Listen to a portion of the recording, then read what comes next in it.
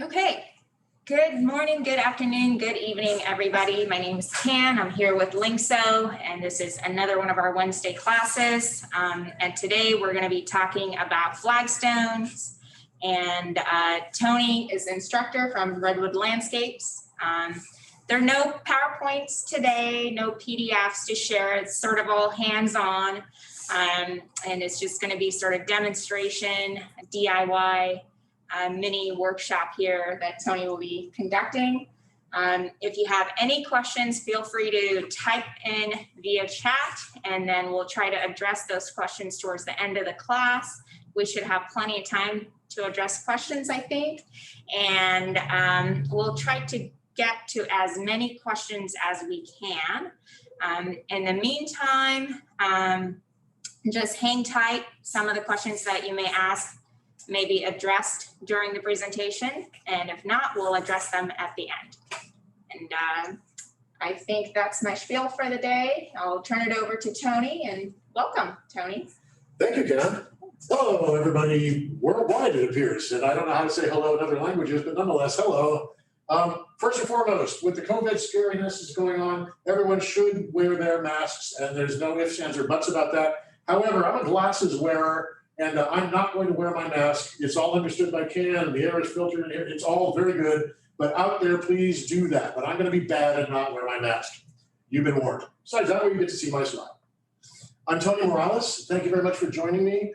I'm a LEED certified landscape designer and a licensed landscape contractor. I've been a loyal customer of Lyngso's, in fact, my entire career, dating back to 1979. So over the years, I've learned a few things about what works and what does not work. Today, we're going to build a patio for you. Albeit a frighteningly small patio, but objects in the mirror are sometimes smaller than they appear, and work with me on that. That having been said, some of you may know me from the San Francisco Flower and Garden Show back in the day. I did 22 years consecutively of award-winning gardens in that show, and learned an awful lot of neat tricks, none of which I'm going to show you today because they don't apply. But nonetheless, you may know me from that show, and we may have spoken at some point. And if that's the case, welcome back. As you see, I was tempted to do a eyebrow waxing workshop, but I've been told that perhaps the stone would be better, so I crossed that one out. But for those of you that are in a different time zone than the United States, happy April Fool's Day. It is not an eyebrow waxing class. That having been said, let's get to work. We're going to build a patio, and I'm going to get my hands dirty so you can experience the dirty hand situation vicariously through me. Now, that having been said, part of any successful landscape project, whether it's a full-blown landscape or just a portion thereof, that matters not really. But the design aspects of this are critical for the success of your project once everything is all said and done and hosed down and ready to enjoy. The patios are no exception, pavement of any sort for that matter. Today we're going to do a workshop on flagstone installed on a sand base. And there are details that I will give to you. Take notes, there will be a short test afterwards. But we're not doing flagstone and mortar today. We're not doing other products such as brick, porcelain pavers, etc. But the techniques and materials will be identical or pretty darn close. So pay attention. Now, that having been said, from a design aspect, you need to think about a few things with your project. Whether you hire a designer or not, there's still some homework that the average garden owner or renter, for that matter, should consider in what kind of a patio to put, where to put it, how big it's going to be, etc. That having been said, I would strongly recommend that you think about, why are you building this patio? Who is it going to be for? Who will be using it? Where in your property it will be? Is your property flat, or does it have a slope? Or does it look like the Alps? It's severely sloped.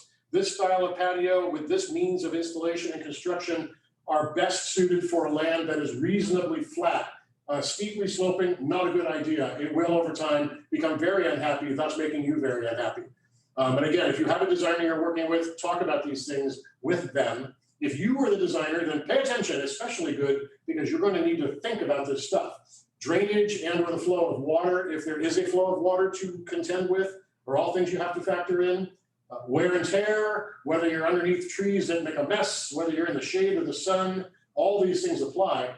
And I will briefly touch upon, if you wanted to install a flagstone patio that was on soil and had plants growing in the joints in between. The materials are vastly different than what we're going to be doing today, but the techniques are similar, and I'll try to cover that where there's a crossover, and I'll let you know. Oh, a horse walks into a bar. Bartender says, "Why the long face?" All right, I should have warned you. I'm going to throw out the occasional walks into a bar joke, or for those in the other half of the world who walks into a pub joke occasionally. Pay attention, that's where the test will be at the end. Okay, now that having been said, let's start at the beginning, shall we? I've seen projects that started in the middle, and generally speaking, they are unfortunate and expensive to correct. Let's do this once, and let's do this right. Now that having been said, you'll see some materials that are scattered about on the floor. You'll see a myriad of tools, and I will explain the tools as I go to use them. But you can see we have a beautiful selection of tools here, some of which are available for purchase from Lyngso, but not every single one of them. Nor are they available for purchase from me, because I need these every day. Now that having been said, today I'm working with Arizona sandstone. There is a plethora of choices for you regarding the type of stone that you would use, and that's partially back to the design, the who, what, where, why, when regarding your project as to helping you select the right stone. Arizona sandstone is one of the least costly flagstones available in general. It is one of the easiest to work with. I mean, it's hard as rock, but compared to other rocks, it is reasonably soft and reasonably easy to cut. And I will show you some tricks how to cut the stones not using a saw, because we're in a classroom. A saw would be a bad idea and overkill. But anyway, the Arizona is a great stone. It's very, very popular. However, earlier I alluded to thinking about sun and shade, tree droppings, how damp is it? Arizona over the long term, if it's in the shade, can get mildewy on you. If it's an area that's particularly damp or damp for the majority of the year, it's going to get mildewy on you. If tree droppings are left on top of the patio and never cleaned up, redwood tree droppings, for example, or pine needles, some staining could occur to the top of the stone. There would be other stones to pick that might be more appropriate for your circumstances. And again, that's back to the good design and think this through. Otherwise, I'm using the Arizona today, frankly, because it's the easiest one to work with, and I was just trying to make life easier for myself and explaining these things to you. I'm going to show you how to use a chisel to cut stones. Not all flagstones can be cut with chisels. Some of them you have to use a saw. Some of the harder stones, for example, quartzite, one of them, for example, is a great stone, but good lordy, is it a hard stone. That having been said, I talk loud and I talk fast, as you may have noticed. So hopefully you can write shorthand and can write notes to keep up with me. Otherwise, come back and do this video again later in the Lyngso archives, and they will have it available for you.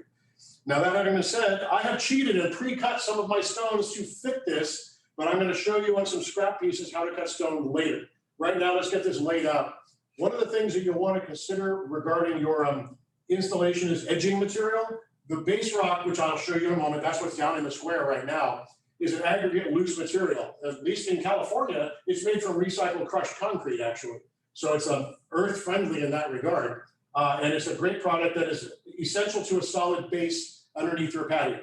Liken it to the paint job on your house. It doesn't matter what kind of paint you actually put on the outside compared to the preparation that's done underneath the paint. The sanding, the scraping, the primer that's used, those things are the key to a lasting paint job. In a landscape, it's the same thing. If you have a good stable base underneath what you're building, you will gain years and years and years of usefulness out of it, as opposed to having to deal with it potentially in a couple of years, driving you crazy and costing you more money. So that having been said, I have already started on this, and I'm not going to get into that. First, I'm going to say, be safe. Safety equipment is essential. Right now, the mask is a thing. If you're secluded, if you're in your own backyard with your own family members that live with you, you understand what the rules are now. But beyond that, you have fingers and toes, and they need to be protected. A very good pair of gloves is a good starting point. Good heavy-duty leather gloves. Do not get the fancy cotton ones with flowers on them, et cetera, et cetera. They'll last you 5 minutes, and they will not protect your hands. Bottom line. And you want to keep all 10 fingers if you've got 10 fingers already. Shoes. I have steel toe work boots because I do this for a living. I strongly recommend you get a pair of boots. They don't have to be steel toe if you don't wish to spend the money, but get some kind of boots. Do not wear tennis shoes. Do not wear sandals. Do not wear flip-flops. Do not do this barefooted. I've seen people do all these things. ERs are filled with people that do things like this. Not a good idea. This stone that's on the floor right here weighs approximately 95 pounds. Think what that would feel like if it dropped on your toe. So protect yourself. Knee pads, really, really crucial. Again, good quality, heavy duty knee pads, not a styrofoam or a foam rubber pad on the ground. You're not going to be happy using that, and you're going to get hurt sooner or later. Protect yourself from the sun. Wear sunblock or long sleeves and a hat and all the things that you should do. It's essential. Even on a foggy day, the sunlight's reflecting off the ground and it will burn your face. Even if you have a hat on in the sun, it's coming up at you from underneath. Trust me. If you have breathing issues and whatnot, accommodate them. You know, this is brutal manual labor. This is the stuff that, you know, people in chain gangs have to do typically. It's not easy, but it's fun and it's rewarding when you get to the end. If you decide that this isn't fun, then what you should do is hire me to do it for you. Just saying. A snake slithers into a bar. The bartender says, I can't serve you. The snake says, why not? The bartender says, because you can't hold your liquor. Okay, moving right along. Let's get to work, shall we? The base rock, in an ideal circumstance for a residential patio, I typically like to see 4 inches deep, a layer of base rock at the very bottom where we're starting. You'll notice the blue tarp on the ground. There are filter fabric membranes. Some people call it landscape cloth or some version thereof. I use a product called Mirify that Lyngso sells. It's an engineering fabric. They lay it down on the dirt before they build highways and roadways on top of it. It's a very strong, very good material that helps you strengthen your installation and give it a little bit extra support, if you will. Don't use a tarp. Don't use cheap black plastic. You need to get a product that's designed for that purpose. The Mirify cloth that I use is not weed block. It will not stop weeds, but for structural purposes, it's fantastic. It is not scary expensive, and absolutely put it down. I just didn't put it here because we're trying to keep the floor as clean as possible, and the dust in here will pass right through it. But water and oxygen also pass through it, so for drainage purposes, it will not impede drainage. That having been said, a 4-inch layer of base rock for a typical residential patio that will not have vehicles upon it should be just fine. If you're in a metric system country, that would be, 4 inches, 100 millimeters, 10 centimeters approximately. This installation here, the layer is much thinner only because I cheated and used a very small edging because this is all very temporary. This is theater, not landscaping. Edging is important in your garden situation. Edging serves a practical purpose, holding it all together. If I were to build this patio on a square of the base rock with sand and everything that you're going to see me do, didn't have the edging, the very first day it's going to look wonderful. After the kids have played on it, the dogs run around and it's been rained on, et cetera, the edges are going to start softening up and doing things that you're not going to be happy about. It's best to keep it all contained. Wood edging is quite common and easy to work with if you're going to do this yourselves. There are also larger wood timbers that can be used. They used to be called railroad ties or landscape timbers, perhaps. They work very well. You can use boulders or stones. You could stand bricks on the edge, vertically, so to speak, and perhaps a mortar or concrete base to hold them together. You can use concrete, for example. I did a project 30 years ago where we used upside down champagne bottles and stuck there. They had that many champagne bottles, and we made the edging out of champagne bottles. And the glass isn't going to break unless a hard object bangs into it or falls on it. Otherwise, it'll last forever with that glass edging. So you can be creative with the edging. Not all edges of pavement have to be straight lines or squares. That's back to the design of your project. If you're going to have a flowing curvilinear edge as opposed to a straight line edge, some materials are better than others. Straight lumber, for example, not so easy to make it work. You can do that, but it's an awful lot of work. And that's an advanced installation, really. Might be best left to the pros. Well, I've never done a workshop on curved wooden edging, but we could do one some other time. But you have to think about all of these details, and you have to think of them before you start purchasing materials or digging holes in the ground. Speaking of digging holes in the ground, if you're going to put 4 inches of base rock, approximately 1 inch of sand, which is what the stones will set into, the sand, that'll go next, and then the stones would go on top. Well, now all of a sudden you've got X number of inches of material, and your ground where the patio is going to go, the dirt may be too high. You may have to excavate down to make room for the new stuff you're bringing in. Now all of a sudden you're digging up dirt and potentially hauling it away. It may make the DIY aspect a little less appealing, but it's a total thing that you can do. But you have to think about these things ahead of time rather than just having the truck show up with all the stuff and then discover, oh my goodness, we have dump truck loads of dirt we have to dig up and haul away. It would be better, as I said earlier, do it once and do it right. I jump around a lot. I don't have an outline that I follow, and I improv everything. So bear with me on this, but I want to make sure I don't overlook something that's really key. I can't stress enough to design and think about it all before you start doing it or before you hire someone else to do it. And if you hire someone else, ask intelligent questions. If things you've heard about in this workshop, and if your professional is suggesting doing it in a different way, then I would ask questions. I mean, don't confront them, but ask questions. Why are your preference over this versus this, or whatever? And there's more than one way to do this, but this is the way that I've done it for 42 years now, and it works. That's why I stick with it. I'm going to get down here. Won't always be facing you, but don't be offended. I'm going to do some work here. Kind of follow along as best you can, and I'll try to talk you through it. I've got everything kind of laid out in a fashion that hopefully will make sense as we work incrementally through this. But the first thing, here's your base rock. The concrete is the dirt in your yard. The blue tarp is that geotextile membrane, that fabric that I told you about.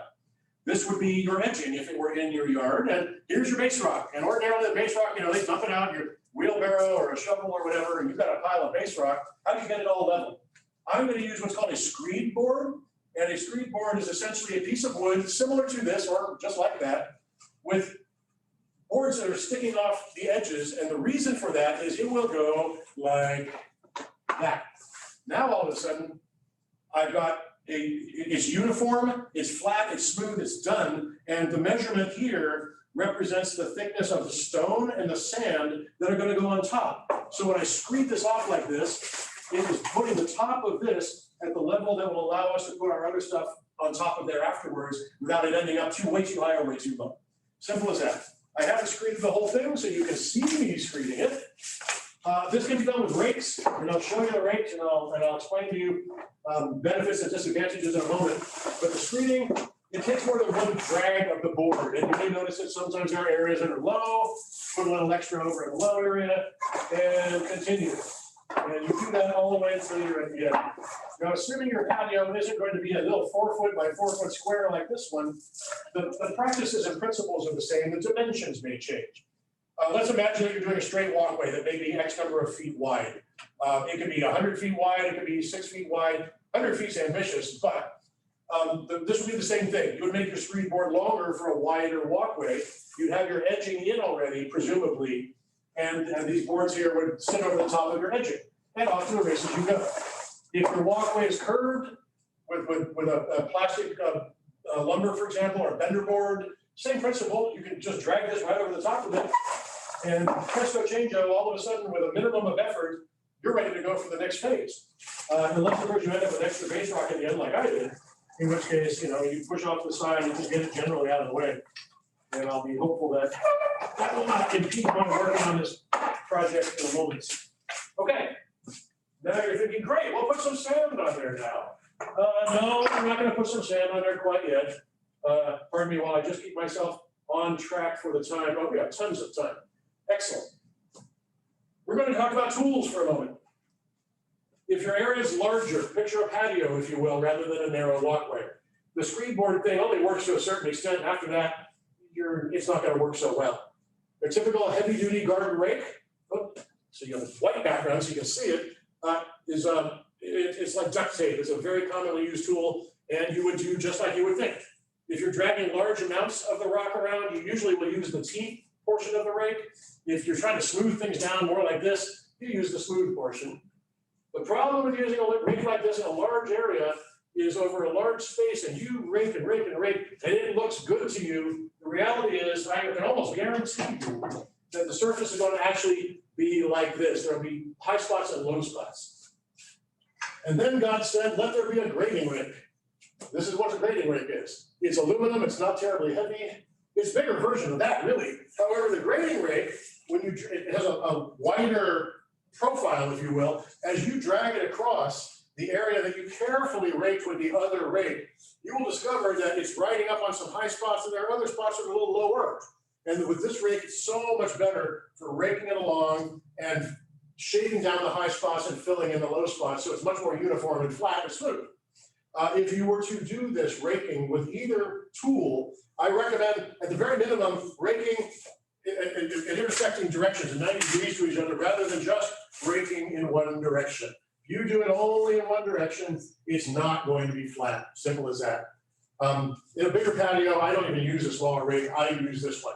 Same thing, the teeth pull large amounts of stone around where you need to pull it, and the flat side is for smoothing it down.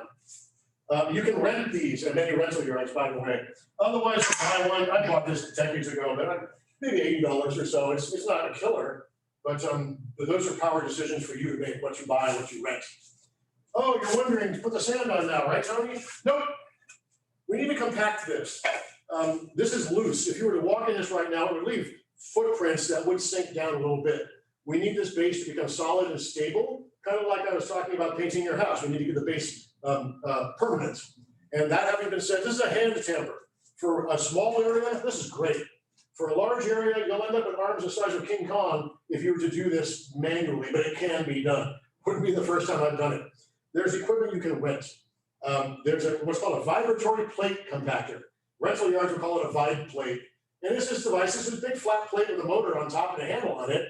And you turn the thing on and it vibrates in a severe way that it jiggles the base rock, the finer pieces and the bigger chunks, it jiggles them all down and settles it all down. It makes it very, very firm. And it's a whole lot easier than doing this. But I'm going to do this because it's small and because I can. Now that having been said, there's a right and wrong way to using this. There's a right and wrong way for everything. And I'm trying to show you the wrong ones so that you don't do them. Now that having been said, tamping really start at one end and up and down, up and down. And you just tamp the entire thing. And since I haven't tamped it yet, I'm going to have to do that. Go back and forth. And when you shift to make another row, I generally overlap by 50% the part you just did. So each area is getting tamped twice as much, really, as you go back and forth. Two things. You'll feel the ground get firm. You'll feel the base rock get firmer as it's starting to become properly compacted. It'll also sound different when you're tamping it. Now, this is only an inch deep on this floor, so it's not going to sound so good. But you really can pick up those things, and it'll talk to you when you're working it. So you want to get this absolutely firm. Pertaining to, this is bone dry. In the real world, if you were raking all this out, I would moderately hose it down the night before and come back the following day and then temp it down. And it'll become much more solid and much more stable. But if you dip and it's dry, it's not going to be the end of the world. But ideally, there should be a little bit more moisture than bone dry in this material. And this doesn't matter because this is going to be removed in like 2 hours. We're hopefully your patio in your yard is not going to be removed ever.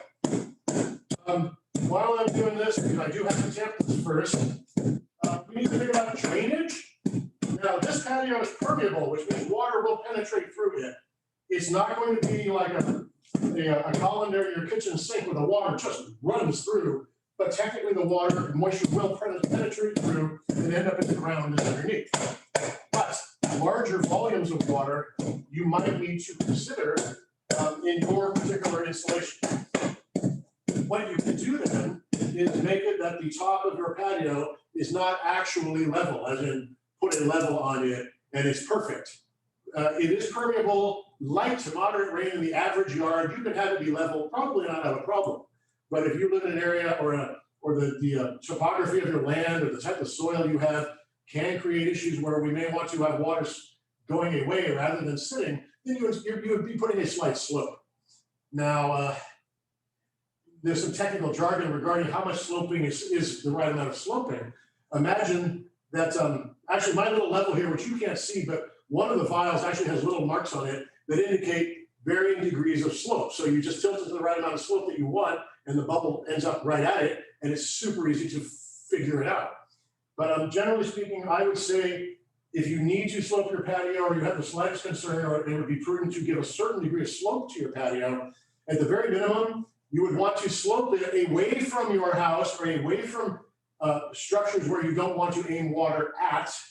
I would say at the rate of, for every horizontal foot that you travel with your patio, you go down 1/8 of an inch. So from the beginning, 8 feet down, the lower end would be 1 inch lower than the upper end.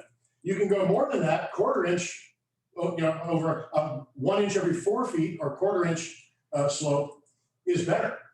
And to the naked eye, the average person can't see that it looks like it's sloping. You don't need to put more slope than that. Then it starts looking weird and doesn't benefit you at all to have it slope more than that. And this type of surface, once we've got the joints filled in, and I'm gonna use sand today, but once we fill in the joints, the reality is water flowing in a major way over that patio will wash away whatever's in the joints potentially. So we're not trying to create a flume or an area where the water's supposed to run over the patio. We just want the water to not collect there. Simple as that, really. So excuse Tony for a second here while I finish this camping. What's the importance of this? The general idea, I'm not packing it as firm as it needs to be because this is for demonstration purposes only. Don't you do this at home. You make sure you compact it fully. If you don't, what happens down the road is things will settle. And when things settle, your patio starts not looking so good years down the road. And I would much prefer that you have a patio that will endure and give you years of satisfaction and joy rather than headaches after a couple of years. If you're tamping with this tamper, one little thing I want to point out to you, keep the base of the tamper flat with the ground, as it were, not slanted or weird. And if you do that, it feels weird, it sounds weird, and it's not compacting properly. You want to get more bang for your buck. Make sure that it's flat at the ground. And, you know, it only weighs, I don't know, 15 pounds maybe or whatever, but nonetheless, you know, lift carefully. I'm using my arms and my back is generally fairly rigid, although as I get older, I tend to stoop a little bit, which is bad, don't do that. But that having been said, now we have a compacted sub base. The base rock is ready to rock and roll for getting some sand on it. There are different types of sand. Not all sands are created equal. Not all sands are the same price. Today, I'm going to use what's called concrete sand. It's one of the least costly sand products that's out there. It's absolutely ideal for what we're using it for. So that's what we're going to use because we don't want to spend any more money than we have to, of course. So I'm going to get a bag of the sand, dump some of it out here, and let's see what the next step will be, shall we? These Lyngso sells all these products, of course. These bags are heavy. This is 1 cubic foot, so it's 100 pounds or a little bit more than that. So if you have a strong teenager, for example, or a beefy husband or whoever, make them do it. But this is heavy. Make sure you're very careful about not hurting yourself. As much as the people in the yard are very kind and they're happy to, you know, say hello and all that kind of stuff, they really don't want to see you for professional reasons. And I don't want you to go there for professional reasons. Now, okay, tools. You need a flat shovel. Do not try to do this with a pointed or a round shovel, or I don't particularly favor the shorter shovels with the handles on the ends. To each his or her own, but it needs to be a flat shovel, preferably a good sturdy one. They come in very handy because you can push things around with them, you can shovel with them, etc., etc. Now, in a moment, I made only one screed board. I'm going to modify my screed board to do the same thing like we did before to get a uniform surface to the sand, but it needs, the top of the sand is going to be higher than the top of the base rock. So I've got to adjust the screed board to pull the board up to allow for the room of the bedding sand to go. So we're going to do that in just a moment.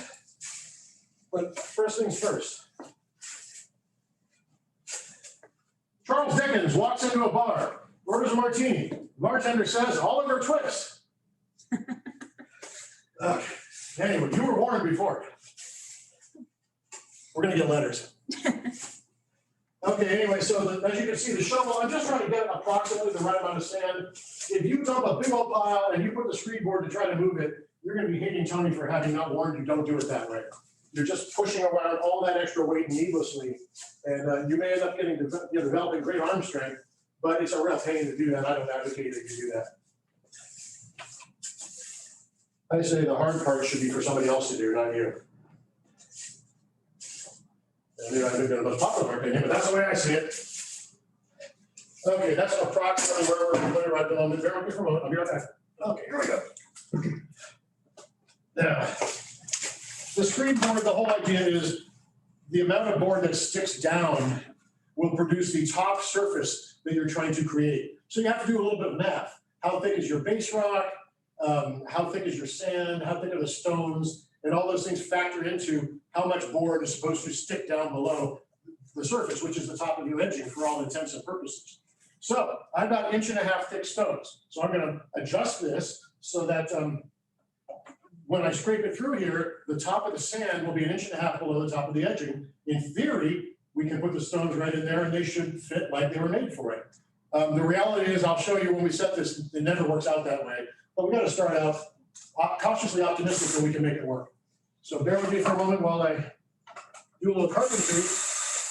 That's a totally different workshop, landscape carpentry, but you're getting this one for no extra charge. I cheated and I already put marks on the boards where I need to put everything. I advise you do that too, but if you're thinking, wow, he's good, he got it all in there perfectly. No, not really, I cheated. But cheating counts on occasion.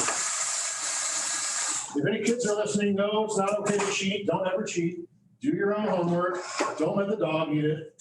Tony, there's a question. So initially you suggested 4 inches of base rock and then 2 inches of sand. Could you clarify that? Yeah, of course.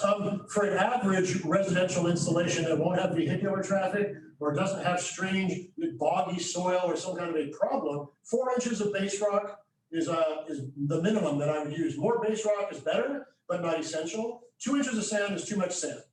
I would say use 1 inch of sand nominally.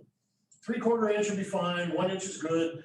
Part of the reason for that, Arizona sandstone is very uniform overall. The stones are not lumpy and bumpy particularly bad. They're reasonably flat and to some degree uniform. But if you're laying a stone that, for example, is one thickness at one end but is thicker at the other end, when you go to set it, the thicker part of the stone, you're going to have to shave that sand down to accommodate for that. So the 1 inch allows you some room that you could scrape away up to 1 inch of sand and still get everything to fit. But no, 1 inch of sand is fine. You're just spending more money on sand if you put more than that. And I've seen people who have put 6 inches of sand or whatever, and that's it. Sand settles and compacts and is a reasonably stable and firm base, but in my experience over these many decades of doing this, it's kind of a soft bottom, if you will. And long term, I've seen some patios set in a very thick layer of sand that were not as happy as if they had put a more stable base like this. So hopefully that answers your question. If you have unusual situations that may require more base rock, I would really suggest at least trying to get an opinion from a professional, what's going on and how do we best deal with it. This is an average yard that we're building right now, except for the fact that it has a concrete floor and it's indoors. Yeah. Actually, the garden show back in the day, it was pretty much all, well, it was all indoors, and it was all on a concrete floor for that matter. And yet the show must go on sometimes. And Tony, for driveways, was it 10 inches or more? Here's the deal. Don't ever use this installation for a driveway with flagstone set and sand. You will not be happy. Your flagstones will not be happy. There's nothing wrong with the idea of flagstone for a driveway, but I have great concerns over putting stones set in sand with vehicles on top. Arizona, absolutely not. It'll crack. It's going to crack, guaranteed. If not now, next week, next month, a year from now, but you're going to have problems. But yeah, a driveway in general, 6 inch minimum for a residential driveway that will not have a heavy truck on it. But that depends partially on the soil that you have in your project. And it's not a one size fits all, but don't do flagstone and sand on a driveway. I really don't think you'll be happy with it overall. And if you did decide to do that anyway, don't use Arizona. You've got to find a much tougher stone. And you can see my facial expression. I wouldn't do dry laid, which is what we're doing here, dry laid flagstone and sand for a driveway. I think you'll be unhappy with it down the road. It may not endure very well. But the thicker base rock is absolutely true, like interlocking pavers that are very popular for driveways. 6 inch minimum. I've seen 12 inches or more, depending on the engineering that's necessary to get a stable subbase for the driveway. But yeah, but thicker is always better. But there's no reason to go twice as thick as you need. You're just throwing away money. Unless, of course, you're independently wealthy, in which case, knock yourself out. But most people that I work for are not independently wealthy. They're just homeowners that would like to have something nice. So that's what we're going to do today. Oops. What happened to my screw? Oh, there it is. And then is it 4 inches of base rock before or after tamping? In a perfect world, you would excavate to make room for all of your new material and then compact the raw ground, just the dirt. Then put the filter fabric membrane on top of that, put the base rock, compact that. In the real world, it just seems like 8 out of 10 times on the average project, the dirt doesn't get compacted underneath, because if you're digging it down to virgin dirt that hasn't been loose and then just raked back in again, if it's virgin dirt, it's already compacted to a degree. And Mother Nature did that with the rain. Well, hopefully that answered the question. You may have noticed I also give essay question answers. I never say just yes or no. That's either interesting and informative, or it could drive you crazy, I suppose. But But either way, but she who loves me doesn't get driven crazy by it, at least not yet. So fingers crossed, she won't this week anyway. Okay, we have a screed board that's all set up now. These are 1.5 inch thick stones. This, okay, it's gonna go like this. So this is gonna be hitting the sand and dragging the sand back. And that is 1.5 inch of space, which is the same thickness as the stones. So voila, that should put it that the top of the sand is now ready for stones to go on top of. And I will talk you through the what if, or oh my God, the sand's too low, but we put the thing just right. Oh, come on, that never happens. It's all good, and I will show you how to accommodate for that, because this is theoretical, and on paper, this looks like, wow, that's so easy. Well, wait, we're not done yet. But for the starting, I don't know how well the camera shows for you or not, but I'm gonna have to reapply. Here's a low spot here. And as you're screeding with the board, or if you're doing it with a rake, I really recommend the board if you can get away with it though. You may have to go through this and do it more than once because of low spots that just show up. And that's the beauty of it. You'll have more sand in theory. So I just go back through and do it. I made my screed board approximately 1/2 inch shorter than the width between the boards. If you make it exactly the width of the boards, it's going to be a really snug fit. But if you were to do that, pardon me, rather than try to force it in there like that, if you put it in a little bit of a slant, even if the board was a hair too long, it'll still work. I made mine 1/2 inch too short, so I'm screeding along on one edge, getting it perfect, but on the other edge is still screwy. So you have to go back over, shift over to the other side, and drag it over. And now all is right with the world as far as sand is concerned. However, my stones are thicker than the attached, so I'm going to do a little bit more. Welcome back, we've run out of sand. What do? We send the loser of the arm wrestling match is the one that has to go get the wheelbarrow, fill it up, and bring out some more sand again, or lift a very heavy bag. So could you clarify while you're doing that, could you clarify the edging for folks? Do they need to use a 2x6, 2x4, 2x8? Like what sort of edging is needed to get everything together? I love good questions. That's a great question. Part of it depends on the aesthetic of your design. This is wooden edging for all intents and purposes. This is Douglas fir 2x4. Never, ever, ever use that in a ground contact situation. Mold and mildew and rot and termites love that, and it will not last very long. Don't do that. This has to last for 2 hours, so we're good. Pressure treated lumber is the way to go, or a good heartwood or redwood. Redwood that's red, not redwood that's white or has red and white in it.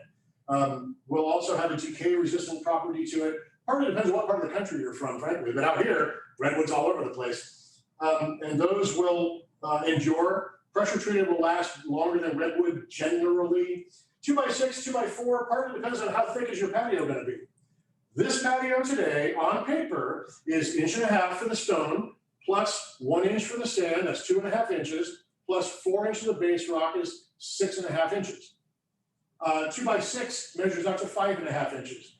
Frankly, when I'm doing a job if it needs a 2x6 edging, I'll use the 2x6 and the 1.5 inches at the bottom. It really doesn't matter as long as the base rock is all firmly tamped. And you're all right with the world, that inch difference isn't going to be the deal breaker. Buying a 2x8, your boards are then too big. You have to cut them all down and you spend more money. So it's not the end of the world, but you need to get the top right. Wood is the easiest material to work with. Again, you could take stones like this, smaller ones, and set them on edge, or larger ones, and you bury them deeply and have them on vertically as you're edging. You can think outside the box and get very creative. Like I said, champagne bottles, or drink up a storm or have a party and use your wine bottles to do the same thing. I've seen clay roofing tiles I've seen used. I've seen corrugated metal to be used as an edging. I don't like the look personally, but sure, why not? But the dimensions of the boards, it goes back to how thick your patio going to be. Probably you can get away with 2x6. I wouldn't use a 2x4 for a 6-inch deep plus patio like this one. That's a little bit shallow for the edging. I'd like the edging to extend more towards the bottom of everything that you were putting in as much as is possible. So if you were recreating this in your yard, use a 2x6. You could use 1x material too if you're doing curves, for example. But that's you, the designer's responsibility to figure out, how it's going to be shaped and what material will be used. Sometimes the decision for a particular material isn't just what's it going to look like. Sometimes it is. How complicated or expensive is it going to be to put it in? But I'm a big fan of curved edges. A lot of my designs, I don't generally like to use a straight line so much. There's nothing wrong with them. It's just my own personal design style. And the vast majority of my clients seem to generally be okay with that. But it is a little bit more work to install it. You should be wearing your gloves all the time. I've got Marlboro man hands. I've been doing this for so long, but seriously, you should be wearing your gloves all the time, even for the sand. My bad that I wasn't. But I advise that you do it, especially if you don't do this for a living and you have hands that are actually not, rough and scarred. They're nice. You want to keep them that way. Anyway, I've got too much bench rock over here, but at this moment in time, I'm not going to worry my little head about it because, and again, no gloves, because I'm going to start over there at the other end and build my way this way. So we may not even get this far. Again, you can use the rake technique. You don't have to use the screed board. Again, especially if it's a huge patio. The raking technique, you would essentially use a tape measure to measure down from your edging to get the depth that you're looking for to accommodate the stone that you've got. Not all stones are created equal. Any given pallet of stone that you buy, you're going to have thick ones and thin ones, and you're going to have ones that start out thinner at one end and get thicker at the other end, and it's going to drive you crazy. But when I'm setting the stones, I'll explain to you how to accommodate for those variations that do occur. I'm spoiled today. I got to hand pick stones that were all the same thickness, so it didn't matter. But in the real world, you're going to have to deal with that. And again, I caution you, these stones are heavy. They're not like the movie rocks, the Incredible Hulk where the styrofoam boulder falls on top of him. These are real rocks and they're real heavy and they will hurt you. And they're merciless, so always give them a great deal of respect. Otherwise, you're going to wish that you had. Okay, I'm going to leave all of this for the moment because I'm going to take a leap of faith that we're not going to have to deal with it, actually, except for that little part right there.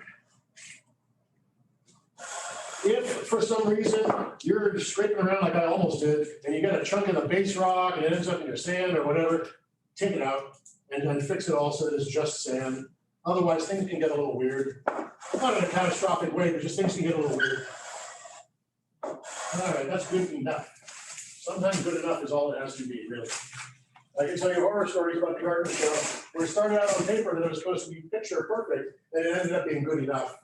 But that's welcome to the topsy-turvy world of landscaping. Oh, this is an important thing for me, at least, that I've found. This sand is not compacted, it is loose. If you were to walk on it, for example, you'll probably sink a 1/4 inch down into it. I prefer to be setting stones into sand that has not been compacted. Now, the reality is in a big yard where you're going to be walking on it to do your things. But, for example, if you had a footprint in it, I'll show you what I would. This is an important tool. Get one of these, even if you never install a stone.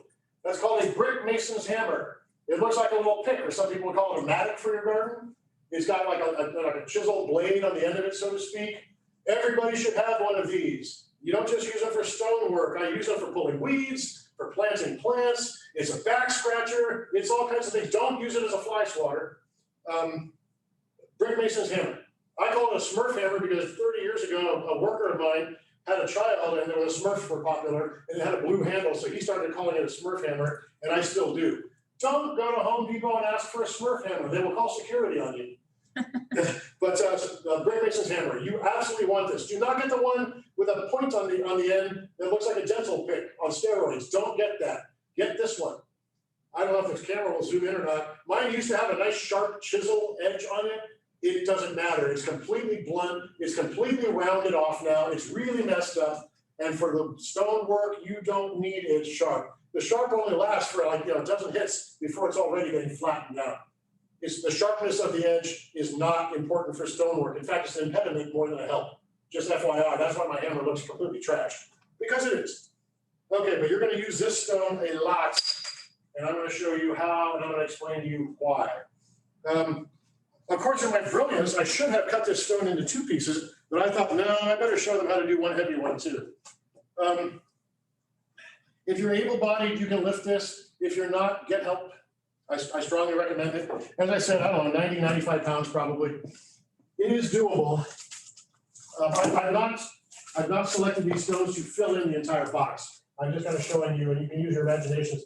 Getting it off of a flat surface, however, getting your fingers into there can be a challenge. You can't easily see, but that's 1.5 inches thick, for whatever it's worth. Tony, could you address, this is actually a really good question. I love your question. Is doing the base rock and sand done at the beginning even necessary? Drying very large stones, say like 3 feet by 3 feet or 2 feet by, like, you know, regular sheets of flagstone with 3-inch plus gaps to grow moss in between or whatever you want to grow. So they're not really sure if sand and gravel is really needed if they're going for like a natural look. Good question. Yeah. Thank you for reeling. A good question, Ken. Yes, if you're going to plant plants in the joints, I have redone patios that have had the base rock and the sand, and then whoever the person or contractor or whoever it was that put it in, put dirt in the joints and then planted the plants in there. Not a good idea. Not if you want to have alive, happy plants. Alive, you want to have living, happy plants. Here's the deal. For a planting situation like lawn in between the stones, or ground cover, you know, creeping thyme or chamomile or blue star creeper or baby tears or whatever. The ideas about setting the stones, which I'm going to show you in a moment, apply, but the materials are totally different. I'll do this very, very quickly because it's a very legit question. And I don't want to exclude people who might want to put a patio that has planting in it. I would say 4 inches of the ground in the area where your stone is going to go. I would say let's work with at least the 4 inches that the stones will be setting in, and improve that soil. You know, make sure the soil you've got presently is, you know, weed free and, you know, is clean and all that kind of stuff. It isn't contaminated by God knows what. And work that soil. I would rototill in some good quality compost in there. I would say 25% of the soil volume. So 4 inches, put in approximately 1 inch of a good compost and rototill that in. If you come to Lyngso, they can recommend products for you, some of which are better than others for that kind of an installation, but do something. Don't do nothing. And don't just rototill and let it all go back to what it was previously. But take those 4 inches, rake it all down. For a flagstone and soil situation, I don't generally tamp it with the tamper. Honestly, what I generally do, you go walking around back and forth and back and forth and back and forth all over the place, and you are compacting it to some degree, but not compacting it solid. But it's still a movable, workable soil, and the plants seem to respond well to that, and that will be satisfactory for your stone to sit on top of. Rake it all smooth, get it all uniform as we've done here, and as we'll continue to do as you see me progress. So lay the stones on the soil, sweep some soil in the joints in between, and you're off to the races. Depending on your choice of plant material for the joints in between, 3 to 6 inches, much narrower than 3 inches, and you have to be careful what kind of plant you pick, or it's going to be kind of a challenge to keep it happy, really. 4 to 6 inches for lawn, generally speaking. And most of the ground covers too, but there are some that will do really narrow, skinny joints by comparison, you know, 2-inch joints, for example. But for the average person, I'd say, yeah, 3 or 4 inches. But that's a line, that's the Cliff Notes version of doing what we're doing here, but in soil. But you want to have a good quality soil, a good growing medium, because base rock and sand with stones on top with dirt in the joints, the only dirt that the plant's roots will happily grow in would be the dirt. They're not happy in sand, generally speaking, and base rock is extraordinarily alkaline. Not good for plants. It's crushed up concrete, for crying out loud, which is terribly alkaline. So there you go. It's not a good planting medium, and that's why I've had to redo patios for some people who had it put in the wrong way, frankly. And they had to pay twice to get one good patio. Back to the design. Think all these things through. You know, not overcompensate, but over-design in your head, because you don't want to be fixing it on the fly when you get halfway through and realize something's not working here. Okay, this is heavy. Lift with your legs as much as you can. Try not to trip on things, especially when there's a live audience watching you. Well, anyways, oops. Make sure these are pre-cut, so I'm making sure I have it in the right direction. Okay. Otherwise, that would be embarrassing, wouldn't it? I'm stepping on the sand. I know what I told you. Don't call me on it, and we'll fix it in a moment. Oops, that's not over far enough. It's barely over far enough. Okay. Tony screwed things up by standing in it. Thank goodness there's a solution for that. Once setting the stone down, the heavy ones are a real pain, but don't set the stone, set one edge down, and then flip it down. If you do that, the sand over here just got all screwed up, and it just makes things a little bit harder. It's better to try to set it down as flat as possible. I wouldn't recommend dropping it, at least not more than 1 inch or 2. That can also be unsatisfactory. Now, I cheat a lot and I feel I can tell if something's high or low. However, you guys and gals may not have that skill necessarily, at least not until you laid a few stones and realize how to play that game. But for the purposes of this patio, I'm not shooting for joints that are uniform and perfect all between. It's a little bit more of a random, a little bit more of a natural look, and frankly, a whole lot easier for the person installing it. If you want to have joints that are perfect and they're all exactly 1 inch wide or whatever, that can totally be done, but it's more work. Depends on the look you're going for, back to the aesthetic, and how much energy do you have, or if you're hiring someone to do it, how much do you want to spend? Really as simple as that. Now, first thing I'll show you is the screed board put in 1.5 inches of space for me. By feel, it's feeling pretty darn good, but I don't know about that corner. Tony, what do you do? Glad you asked, I'll show you. Now, let's see what I got. I have this. You can use a 2x4 or a 1x4. I just happen to have a 1x4 on my truck. But if this were your walkway, and this is a 4-foot wide walkway, this board just happens to be a little bit longer than the opening. So it goes along the edge. And you can do that. Now you can look or feel, is the stone too high or too low? If it's too high, you're gonna have a wobble, a wiggle that will go with your board. The reality is, it's saying it's reasonably good, but a tiny, teeny bit low over here, it looks like. And like I said before, I was feeling like this, like, wow, this is pretty good, but I wonder about that. Back to the Smurf hammer. I have compacted all of this with my feet and with my knees. And as we go to put the next piece in, I'm basically gonna fluff it back up again and then have to get it smooth or smooth-ish. But over here, so how do you get the sand up? I mean, how do you get the sand, more sand under there without picking the whole darn thing up? You can pick the whole darn thing up, but this is maybe 1/8 of an inch or what. It's not terribly low. Sometimes I can cheat and just get it out of my hand, get underneath it to kind of get a little bit of an up pressure, and I cheat with my hammer. Then I work it in there sideways, a little bit of extra sand, and go back along. I would go at least the equivalent of half the width of whatever the stone is. I would go at least that far back, pushing the sand underneath like that. Use the big end, not the narrow end, but both will work, but I find this to be better. And you're just tamping some of that sand in there, which in effect raises this up just a little bit. If you're gonna raise it up a significant amount, you really do need to pull the stone and put some more sand throughout. Because if you lift it up here, you raise the sand here, but you haven't done anything in here, it could technically be a little bit hollow under there. And long-term, that's not good. I've raised it so little, I am not worried about that. We haven't even tamped this down yet to totally settle it down, so we're good. But it's a digger, it's a chopper, it's a scratcher, it's a squisher and a pusher. It's how to get the stone off the ground down there. Sometimes get the edge underneath and use it to pry up so you can get your fingers under there. It's a multi-purpose tool. And I don't know what they cost anymore because I've had this for decades, but it's worth the money. So spend the money on that. Now, we don't need this anymore for the moment, so guess what? That's gonna go. Now, let's find out if Tony raised it too much. Nope, he didn't raise it too much. Well, for all intents and purposes, I'm gonna call that perfect. The reality is it's a 1/16 of an inch low there. We could do it some more. The 1/16 isn't gonna really matter so much at this moment in time, and I will tell you what. It's tool time. I got another tool to show you. I think I'll bring this to you, we're not gonna need this per se. This is called a dead blow hammer. It used to have white paint on it because when it was dark, it would fall in the dirt somewhere and I couldn't find where the heck it was, so I put white on it so I could find it, frankly. But it's not a rubber mallet. You all have probably seen rubber mallets before. The problem with a rubber mallet is not very heavy, and with a rubber mallet, you hit something and it's like a super ball with a handle on it. It wants to bounce back up again. The inertia, the force of the blow isn't very much. A great deal of it is being spent sending the hammer back up again. I'm not a physicist, but that's the way I see it. This is filled with lead shot inside. So it's fairly heavy, and if you shake it, you can hear the scrunch, scrunch, scrunch, scrunch of the lead shot going back and forth. So when you swing it forward, the inertia of that lead heavy shot moves forward and gives a greater force to each time that it hits the stone.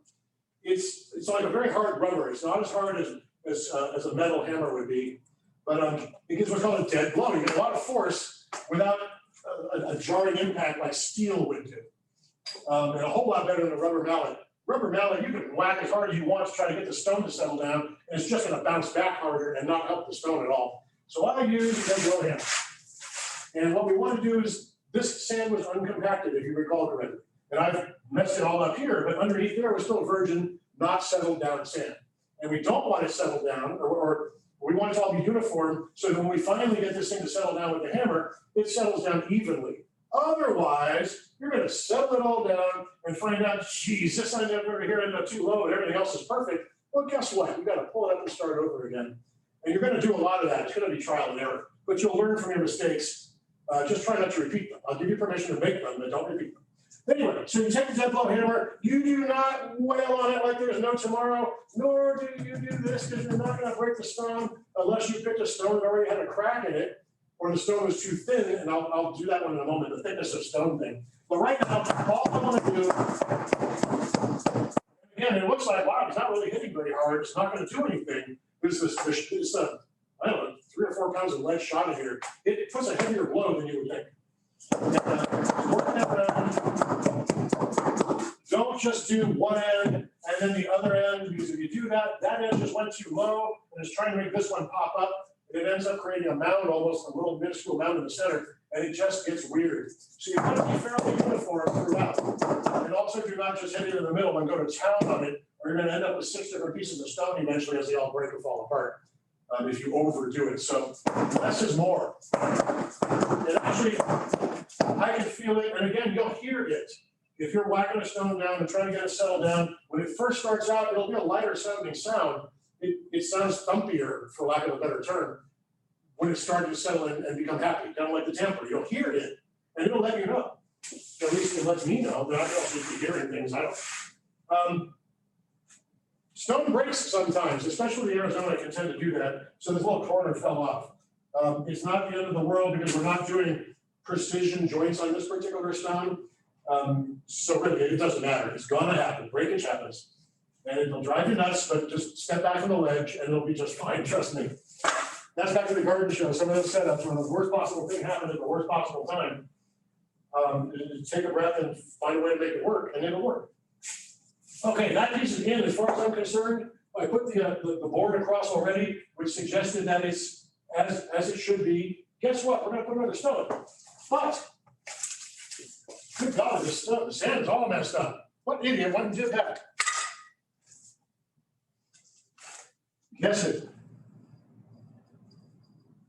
A grasshopper walks into a bar. The bartender says, "Hey, we have a drink named after you." The bartender says, the grasshopper says, "What, Irving?" All right, that's not my favorite one, but it's nonetheless, it's fun for the whole family, I guess. Okay, moving right along. Let's get the sand kind of fixed up. Now remember, we only have an inch of sand. So if you start kicking it around with your feet, your toes, your boots, or whatever, you're gonna start kicking up base rock too. So one must treat it with a certain degree of kid gloves, because it's not fragile, but it can easily get messed up. Like you see, I've even got a couple of pieces of base rock that has gotten kind of, pushed up. Now, this got a little cramped in here for putting the screed board, but here's another trick that I can use. If the edges have not been screwed up, which oftentimes they won't be, except for this one, which is, but I can also eyeball an 1.5 inches, so I'm well good, except for that piece of base rock. Okay, this is a concrete float.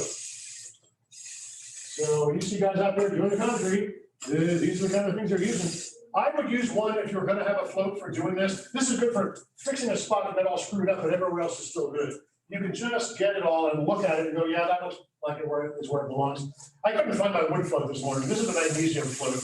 You don't need a mag float, they call them, for this. Just use a cheap wooden one. You can get it at Home Depot or whatever, and it'll do the job nicely. But it'll enable you to fix mistakes, kind of, sort of. Tony, Yeah. just to clarify, we are not compacting the sand, correct? You never want to compact the sand, is that right? I love, keep those questions coming in, folks. Yes, no, you do not want to compact the sand. I've seen those who will do it first. I'm not a big believer in that, because the hammering it down and settling it down with the dead blow hammer, if you have a virgin, so to speak, uncompacted sand, imagine that these stones are not flat at the bottom, because most flagstones are lumpy and bumpy, and in theory, you're putting the good-looking side facing up, which means the screwed-up side is facing down. if you got a stone on the bottom that even had just gentle lumps or bumps, the bumpy part sticks down more, it's gonna need to sink into the sand more than the part that's not protruding as far down underneath. If you have sand that's relatively solid all throughout, you're not gonna get that bumpy part to sink down into it because it's already been sunken down as far as it can go. If you have the sand like this, which is more malleable, if you will, it is more accommodating to discrepancies that occur. For this workshop, I just happen to pick perfect stones that are flat. I promise you, in the real world, they're never going to be perfect, but almost never, it seems. So no, uncompacted sand is far, far better. Also, that way you have a uniform degree of how compacted did the entire thing get once it's done. As opposed to here, well, what if my feet hit here 10 times, but over there my knee just hit it once? It's compacted to different degrees. And over time, you know, rain and Mother Nature and all, things will settle to achieve their, you know, their happy state throughout. But you don't want it settling after you swept it all off and thought it was finished. Then you're going to be fixing things later on. This minimizes the fixing. Doesn't make it impossible you'll ever need to do it, but you're off to a better start. So that's why I always say don't compact it. And if you do, you're going to walk on it sometimes. It just happens. Or you have a wheelbarrow pushed across it, or God knows what. Just fix it before you do it. The same thing, frankly, for interlocking concrete pavers. The sand should not be compacted. They should be put on properly graded loose sand, put them on top of there, and then you take a vibe plate like we talked about early on, and you vibrate all the pavers down. Don't vibe plate stone.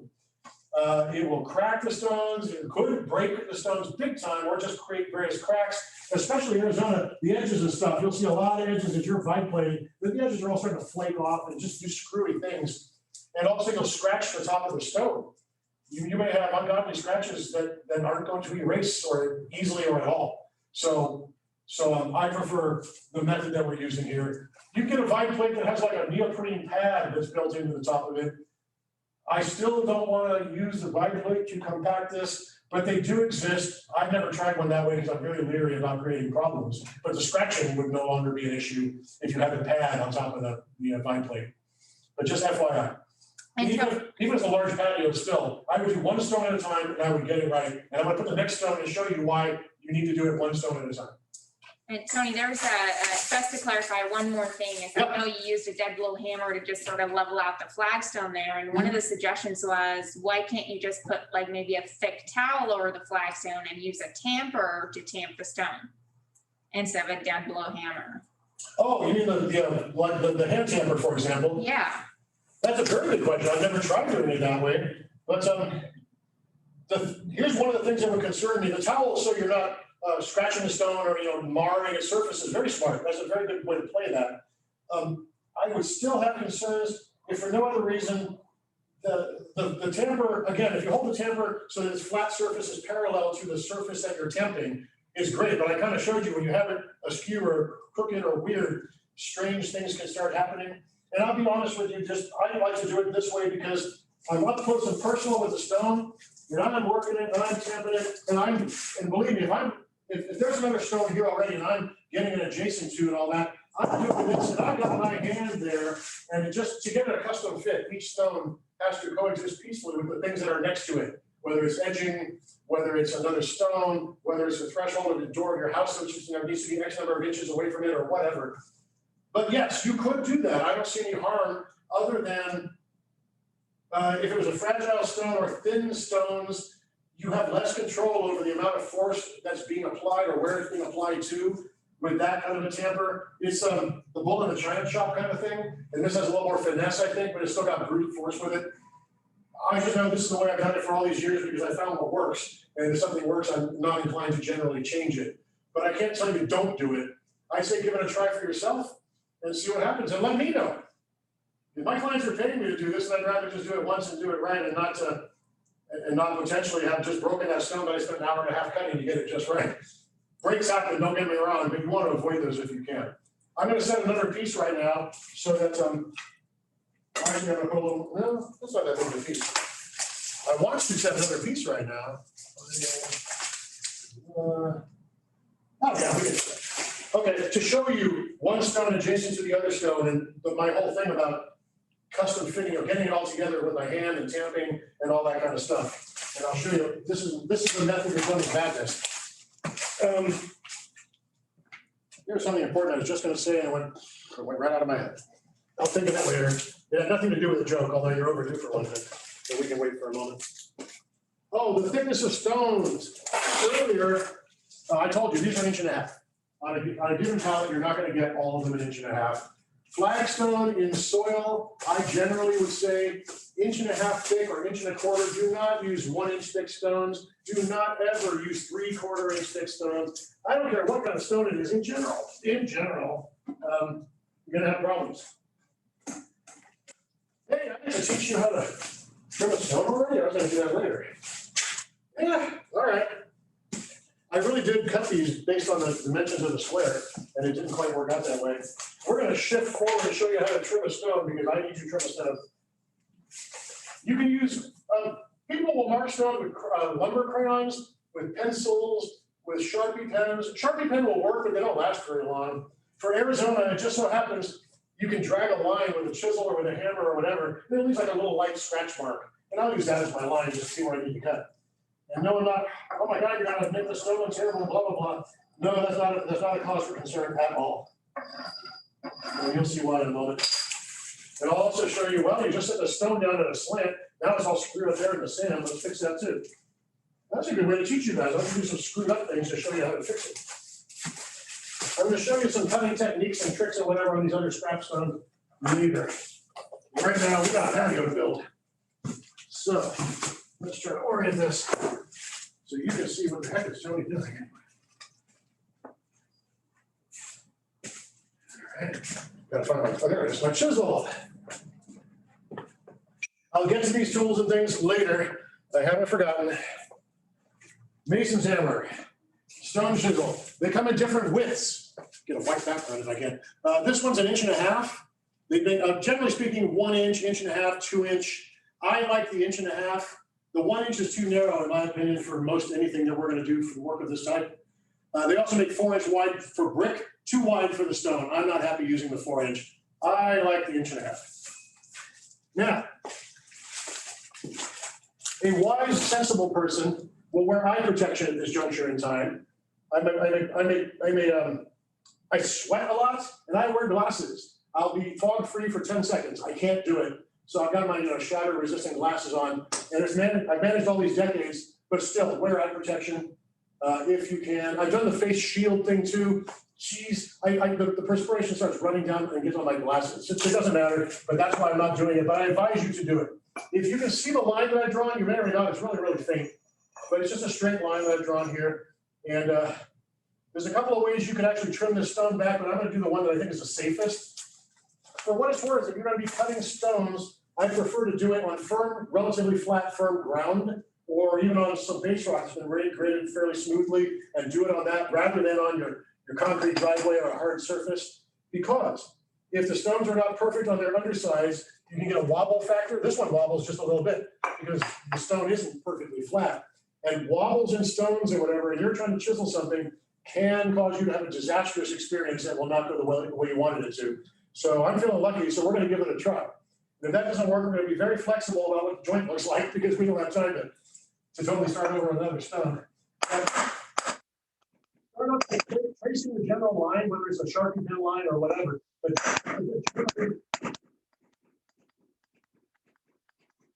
at least from Arizona, it'll take an impression very easily. Other stones that are harder are going to be a real pain. It also depends on how nature created the stone. Whether they're metamorphic rocks or sedimentary rocks or whatever, these are all sedimentary, so they cut by this fashion. There are other kinds where chisels aren't going to happen, and it's just not going to work no matter what you do. But thank goodness that's not the case now. I'm talking to hammering, not good. Rather than going to town on it and really beating on that chisel to try to, in 3 blows, cause it to make the cut, you're going to cause it to make 15 pieces of little rocks.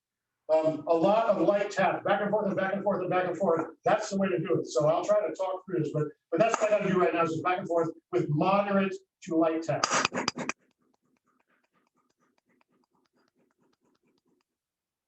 And voila, that part actually came out where I wanted it to.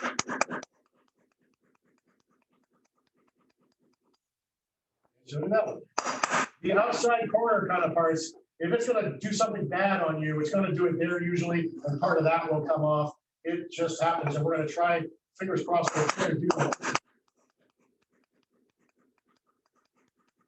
on the wobbly thing, and that's where the wobble is on the force. And I don't know.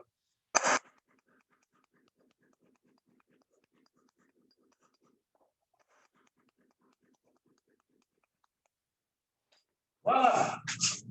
Hang on, dude, huh? It's total luck. I've blown up so many stones sometimes. Sometimes with the customer, witness is watching, and other times it just goes. And this one just went, fortunately. So anyway, so now it should theoretically fit. So before we do that, the sand has got to squish down along here. It really got squished there. I turned the stone up like I cautioned you about initially. Don't set them like that and lay them down. And you can see what happens. The sand's raised along here. There's a big valley in there. So let's fix that.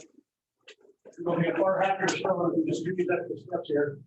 I'm putting a little extra. I'm going to cheat this work with that over there. So I put back the stone and the ceiling is like this. So I figured I don't want you to feel bad. So I'll just.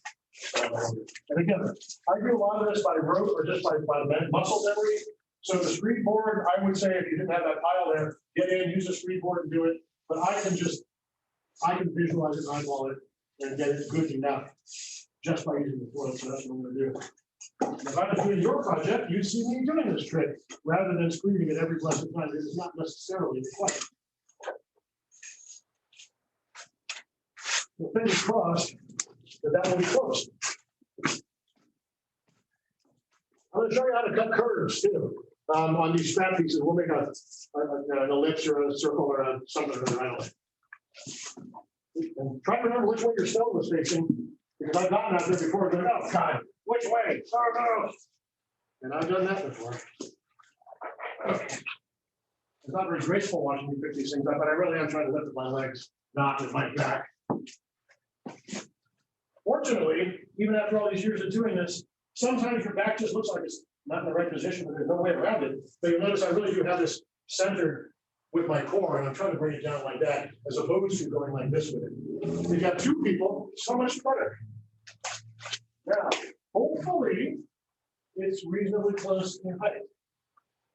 Reasonably close, but it'd be a pretty dull workshop if it all went perfectly. I didn't show you a couple of this.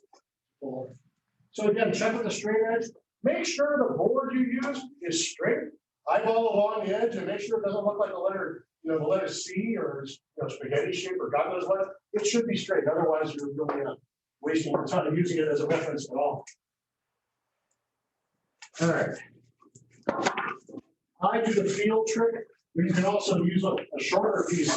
You can get this with a 2x4. You can use a shorter piece and put it across the two. And I can see a little bit of air gap there, which indicates that either this is high or this is low. Is it high? No, this is low here.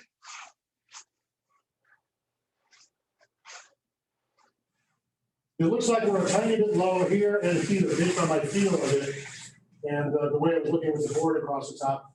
This is the old man. I wish I didn't have to pull it up again to fix it, but I don't want to cheat with the hammer on this one because I think we're going to need to bring the sand up all the way down into this region, a thin layer of sand here and a little bit thicker as you go down to the edge. And just using this trick really isn't going to do it unless you lift up the stone higher. But if you lift up the stone higher, you just screwed up this edge by lifting up the stone higher. Anyway, so that's where we're at with that one. So now, let's see if we can pick this up safely. Well, you're going to make finger dents where you grab it in the sand. It just happens. So, okay. You addressed, someone in the chat asked, is this sand kind of wet? Is it dark?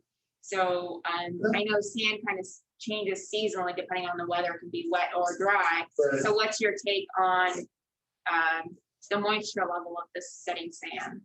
I've never been asked that question before. Why did I think of that? It's an excellent question. Stopping wet. I mean, if you hold up a handful of sand and water draining out of it, that's too wet. Beyond that, whether it's damp or very damp or moderately damp, doesn't really matter. Bone dry, not good.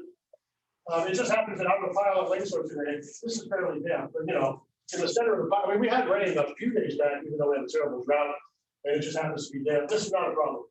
This degree of dampness that you kind of perceive in here would be ideal for your base rock, actually. Like I was saying, moderately to lightly hose it down the night before. This kind of dampness is exactly what the base rock should be. This will lighten up in color. It'll turn kind of a light gray when it's totally dry. But no, fantastic question. I'm surprised that all these years, no one's ever asked me that before. Well, rest of the world, I'm disappointed in you for not having answered that question. But there you go.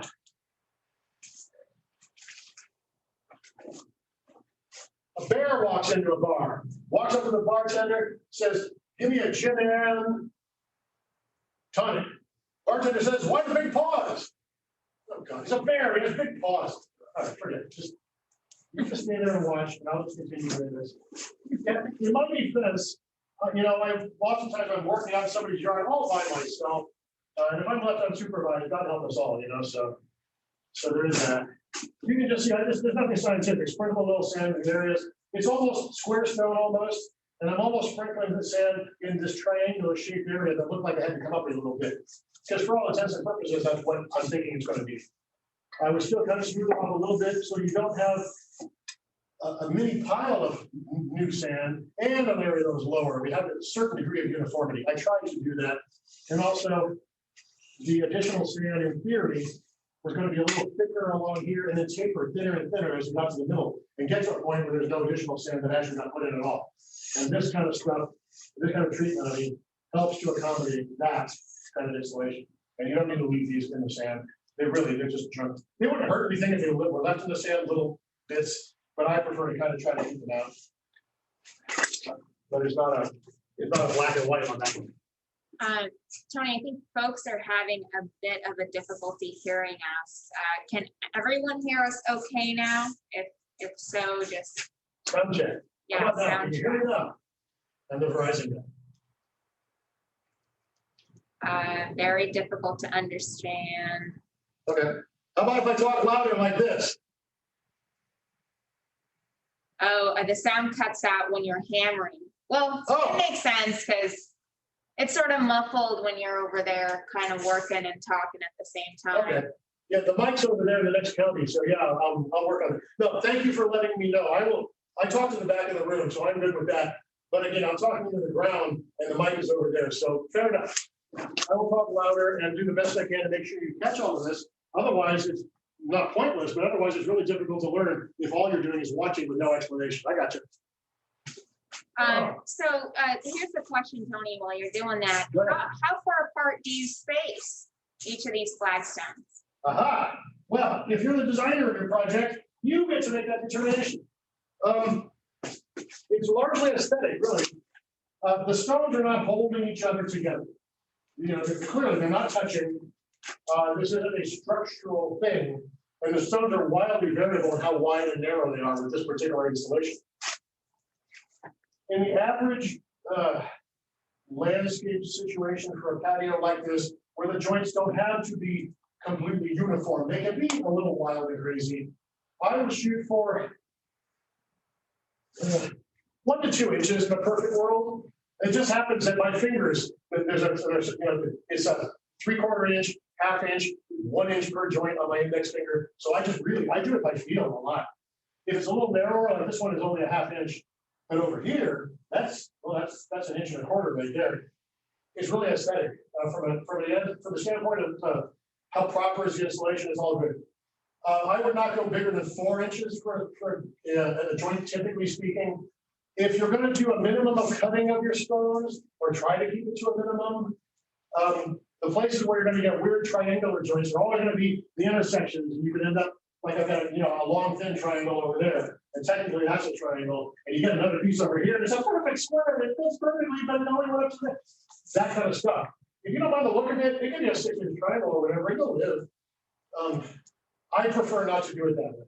I have done rough-hewn looking patios with 1 inch joints, for example, that are uniform, and the stones are all chiseled and whatever, but it's really darn uniform. It might vary by 1/4 inch, maybe at the most, but it's a lot more work. And again, if you're hiring it out, it's a lot more money, but the look is better.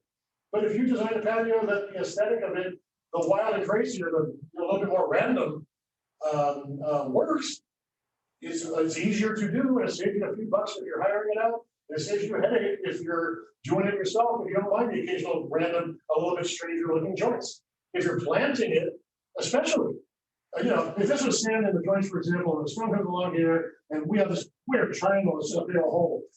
If it was planted, the big old hole actually almost looks good sometimes. If it was just sand in the joints or some kind of a joint filler material, maybe to some people it might not look so good. It's you know, that's an aesthetic choice when you're a designer again. What kind of look are you looking for? If you want modern and crisp and clean, then you need more uniformity of joints. If you don't mind a little random or wild or natural, then the irregular joints are the way to go. My personal preference is I like irregular joints, but it would drive me nuts having big triangle holes and stuff in places. I tend to have the natural looking edge, but I get them to reasonably fit, which means my landscaping project in my front yard, which was started like a dozen years ago, still isn't finished because of that. But that's because I'm busy working on everybody else's yards, not because I'm a terrible landscaper. Because you wouldn't know until look at my yard over it. But this one's not set yet. Going by my Tony Field feeling on the stone situation, it feels to me, we're going to check in a second, but it feels really darn good over here. A tiny teeny bit high here, but I think we can fix it with a dead low hammer. And Tony, a couple things to address are shoes, you know, high heel shoes and having, you know, the cracks getting caught in between them. That was in the chat there. Or patio furniture, you know, setting patio furniture, you know, wrought iron, skinny legs versus, you know, wood, chunky legs, you know, those are all considerations as well. Indeed, you've hit upon a couple of things that the designer would be considering, and I didn't cover that when I was talking with you earlier, but I've used that very subject, lawn furniture and stilettos. And also, for whatever it's worth, never wear stilettos while you're installing the patio. You know, I've got my low heels on, but they're always something with a chunky heel. I'd never do a stiletto in a job like this. Moving right along, Flagstone and Sand or Flagstone with loose joints in between, whether it's gravel or decomposed granite or whatever. It's not for the mobility impaired. It's not best for mobility impaired folks. It's not best for women stilettos, for example. It's certainly not best for anyone who's alcohol impaired because it could be tripping hazards, frankly. Lawn furniture, you're going to be doomed to always having to get all 4 of the legs or 6 legs with the chainsaw or whatever onto the stone and not in the joint. And that's benefits and disadvantages to this type of installation. If you really want to have flagstone and you love the look of the stone, you love the look of the irregular and all that kind of stuff, but you want a little more safety or comfort and convenience, flagstone setting mortar on top of a concrete base is really the way to go. The grout joints is just like the grout joints in your kitchen countertop. You know, solid. There are products that can be used to fill the joints in these stones. There's a product called polymer sand, which is commonly used with interlocking concrete pavers. Can you guys still sell Gator Dust? Mm-hmm. There's a product called Gator Dust that is a polymer sand type of a joint filling material designed for variable / large joints. I think it's rated for like a 1/2 inch to 4 inch joints or something. It's a sand kind of a product that comes in tan or sort of golden tan or tan or gray for colors, and that's it. But you put it all in, you sweep off your stones, super clean, and you gently hose it down and saturate it, and it will harden up. Not as hard as actual grout or actual concrete, but it firms up a lot. It is no longer loose sand. And that can help you to get a certain degree of stability for those in stilettos or even a person with a cane or the lawn furniture and whatever. It will help a lot. The planting in between stones, if you do it on top of soil, some plants will form a better mat, so to speak, than others that might accommodate lawn furniture and all that. But in your design process, these are all the things you should consider. One of the things that I've found to get a successful design, whether it's a landscape in a yard or at the flower and garden show back in the day, I sit down at my drawing table. Well, now it's the computer, but it used to be a drawing table. And really, creating a beautiful garden is easy. Creating a garden that's not a catastrophe or disaster asking to happen is the hard part. Whether it's a residence or a garden show where 25,000 people come through in a week, doesn't matter. Start out with, what catastrophes can I avoid? You have to anticipate everything. Not to scare you, but just if a disaster that happened down the road is because it wasn't considered earlier on, and avoid it. Dodge that bullet that's coming at you rather than jumping in front of it. Unless you're Secret Service and it's your job to jump in front of it. But anyway, some of these disasters like heels and lawn furniture and the inconvenience of that, you need to think about that. And you'd be best not perhaps with a patio of this type If that's going to be a real pain for you, or literally a pain for someone who breaks their ankle and falls down, you might want to go with a different planting material. I mean, geez, if you want the Flagstone shape and all that kind of stuff, there are products that you see advertisements probably in the home improvement booklets. Like I think I get Modern Home or something like that. These trowel-on products that kind of go on like plaster, it looks like, and it goes right on top of your old pool deck or whatever. And some of those products are good, some of them are terrible. But you can get them crafted to look like Flagstone, but it's smooth and uniform and solid. There are things, and again, I say the design is key. Don't start your project until you have it all figured out, so that you don't get surprised by something bad that happens and jumps out and goes boom, because it'll happen otherwise. It just does. Speaking of boom, I don't know if the stone's level yet, so I'm going to keep doing that. But keep those questions coming in because it's entertaining for me, and really, I love a challenge. Come up with some hard questions. Give me some hard ones. None of those were not hard. Don't get me wrong. What about a stabilized pathfinds? That's usually a very popular choice for between joints for structural stability there. The stabilized pathfinds, I call it DG or decomposed granite, even though some of them aren't granite. However, it's a great product, and we haven't gotten done with our patio yet to discuss joint fill, but you're absolutely right. The DG or the pathway fines without the stabilizer can also be used, no problem.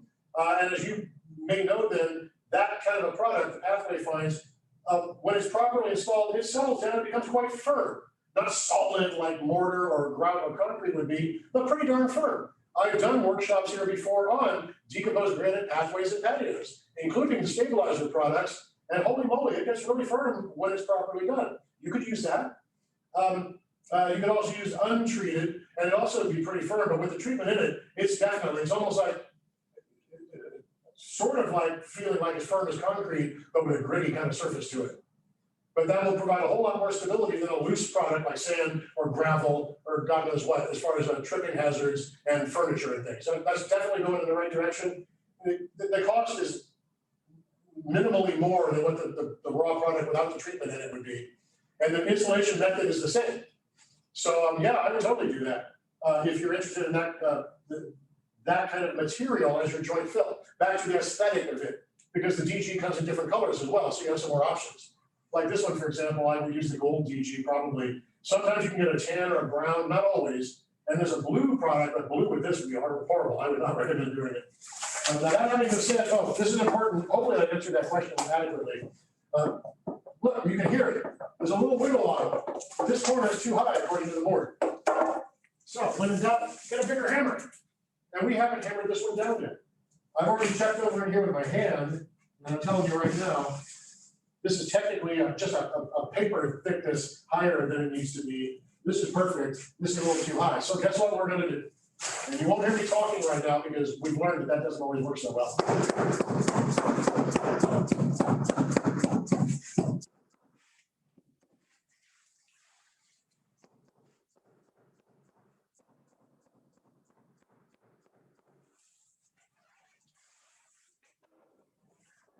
Wobble. Teeny bit of wobble. Teeny bit of wobble.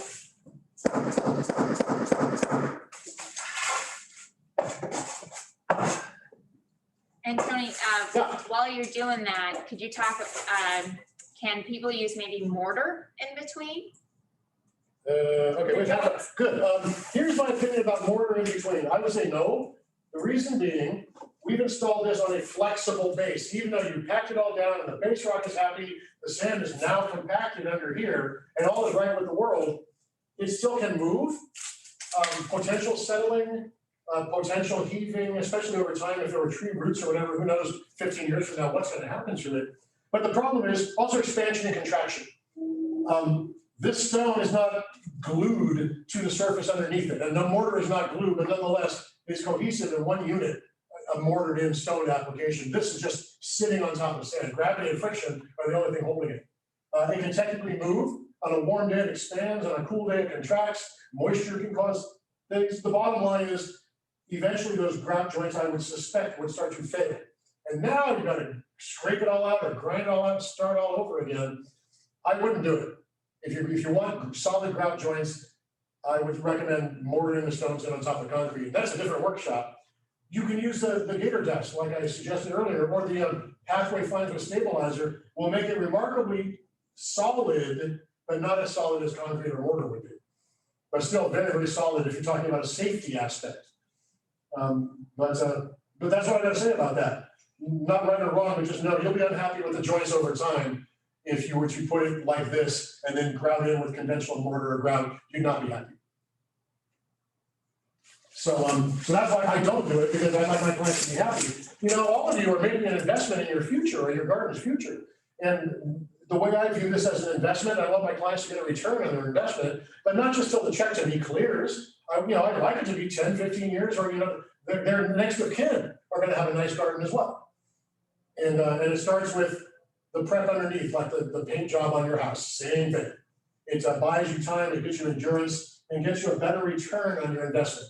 And for whatever it's worth, a landscape improvement professionally done, if on a good day you'll get 70% ROI perhaps, there can be an asterisk at the end of that, but as a generalization, you'll get a fair amount of your investment back if you make a wise investment that's thought out well and implemented properly. Whether you design it yourself or not doesn't matter as long as it's done properly. I'm not trying to sell you anything, but just a little tidbit of information. Hang on, a mushroom walks into a bar. I'm gonna get up for a second. My knees aren't as young as they used to be. Mushroom walks into a bar. The bartender says, "Get out of here, we don't serve your kind." The mushroom says, "Why not? I'm a fun guy." Okay, that's all I got for you at the moment. No applause, just throw money. I want to show you a couple things before we go. This was supposed to go there, but I want to show you how to make a couple of cuts. When you buy a pallet of Flagstone, if you are doing this yourself, I am warning you. The Flagstone pallet, the entire load can weigh up to 4,000 pounds, 2 tons, up to that much. That's a lot of weight. So your car is half that weight if you're lucky. The pieces come in big pieces oftentimes. They can be 3 foot, even more than that wide, by 4 foot tall or taller. Some of them can be 5 foot tall. You can have one slab of stone that's 400 or 500 pounds. I've seen them that way. You have to think about this. How are you going to move those around? Even if you're going to cut them all, they weigh 200 to 400 pounds each piece when you get it off the pallet. How are you going to get that off of the pallet without killing yourself? Very carefully. It's important that you know most Flagstone products, not all, but most, will come with all the pieces of stone set vertically on the pallet. And then they've got wooden sides on the pallet usually, and steel bands that hold it all together for transport. When it gets to your property, you have to cut the bands to be able to get everything out. Think about that. It's like a big rubber band. That what happens to the rubber band when it snaps? The pieces, the ends of it go flying out at breakneck speeds. This is a steel band. It will slice your arm off if it hits you when it's flying out. You have to be really, really careful about where it's going to go. You can help by wherever you're cutting it, like give some thought to safety. Don't do what I'm telling you, what I've done before that has helped, but I've used this trick and it has helped, is you can securely tie like a towel or a rag or whatever around both of the ends. When the ends go flying out, that can oftentimes act like a brake and kind of make it a little bit easier. However, I'm not saying do that. I'm not saying stick my neck in the noose and you go try that and have your lawyer call me when your arm gets chopped off. But you have to think about where are those wildly swinging sharp ends going to go. Secondly, when that band pops or those bands pop, 4,000 pounds of stone, they all want to come tumbling down now. Think about these things. ERs again get filled with people that have bad experiences. I don't want that to be you. I've had those various things happen that never to the point of injury, but I've had the bands pop apart wildly. I've had a pallet come apart and all the pieces went blah, blah, blah, blah. It all fell down, but I was standing off to the side where they wouldn't fall onto because I know. But you may not, and you can end up dead. It's not funny. We don't play around with stuff like that. Pretend that you get a giant piece of Flagstone, you somehow get it, lay down onto the ground, and now what do you do with it? It's 5 feet long and 3.5 feet wide, weighs 400 pounds, and that's not what you want for your patio. Glad you asked. Couple more tools. We're not going to use this one right now, but this is a type trick that I often will show people. Pretend this is a big old slab, multiple feet by multiple feet, lay it on the ground, and you want to break it up into smaller pieces. Not necessarily a deliberate piece with a deliberate dimension, although you could use this technique also, but it's like a baby sledgehammer bit. I call it a baby sledge, but you can see the tapered end is not critical to have really. It can come in handy at times, but for what I'm doing right now, I'm not going to use that end. I'm going to use the big blunt pen. This is 6 or 8 pound hammer, if I recall correctly. And your great big piece, just to start breaking it up into smaller random pieces. You may give a little thought, if this is a big rectangle right now, you may give a little thought, well, all right, I'll cut it into a slant over here, and then there'll be a triangle piece there, and we'll make that kind of a rectangle over here, and you can start to kind of slice it up in your head. And again, you can take this hammer or a chisel, and draw a line. You don't need a pen or a crayon or whatever, you just do that. Unless you change your mind, erasing that can sometimes be a pain, but if you're gonna do it otherwise, take the hammer and like earlier with the chisel, back and forth and back and forth and back and forth. Do not try to beat it into submission and scare it into multiple pieces, because it'll go into multiple pieces all right, but not the way you want them to go. You'll have lots of smaller pieces that are garbage now that you paid for. So let's not do that. Anyway, but I'm not gonna talk, I'm just gonna whack, but watch and listen. You might hear the stone will change just before it starts to sever along that line. Oftentimes the sound will change. Maybe you'll hear it.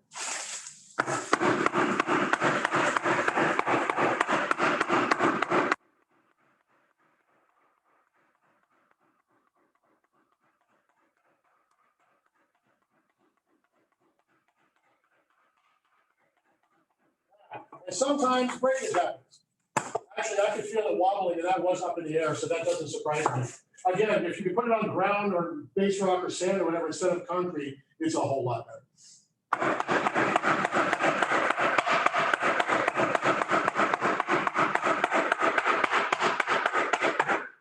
I don't know if you heard it, but I heard the sound change with those last 3 hammer blows. But either way, they pretty much follow the line. You have a nice natural shape to it.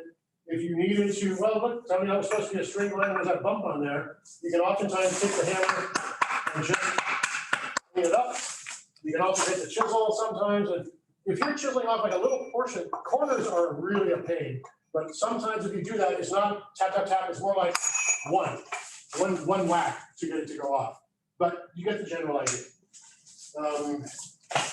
That turns the gigantic slabs into more manageable pieces. I did that with this patio. All of that was one big piece out in the yard. It's funny, the yard guy came over and said, you understand if you cut those pieces, you have to buy all of them. I said, yes, I know that. Don't go to a stone yard and start cutting up pieces. Talk to the management or the staff there and find out what you can and cannot do. But just letting you know that Lyngso is always mindful of safety. And a lot of people that don't really know what they're doing, no offense toward anyone intended, can get hurt. And the bottom line is, let's not get anybody hurt. Now, what do you want to make a curve? Curves can be done, no problem. All right, sometimes a problem, but let's hopefully not this time. I have cut, there was a job in Portola Valley years ago that every year and a half we would have to make new circular covers for the swimming pool skimmer covers. So I'll get out there and do it. It was a real pain, let me tell you.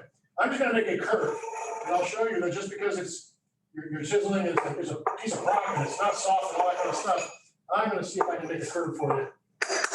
So you can see that you too can do this. Oops, use the proper end of the hammer.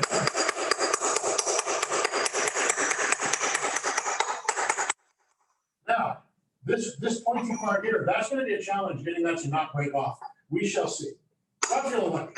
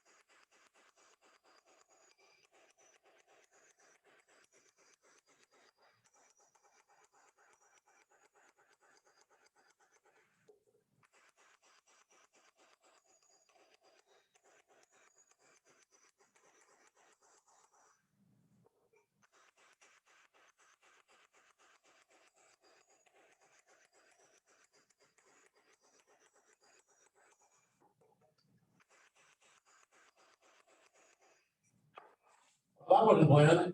Oh, that's a whole, I'll talk to you about delaminating in just a moment too. It's a sedimentary rock. There's layers over millennia that get formed, and that stuff happens, unfortunately.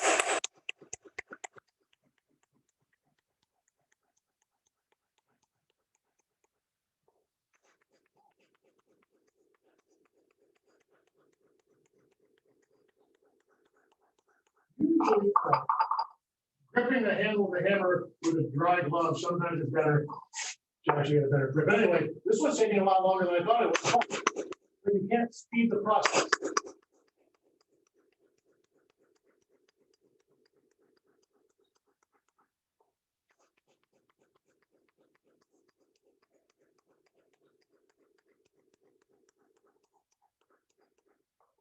Gotta be almost there.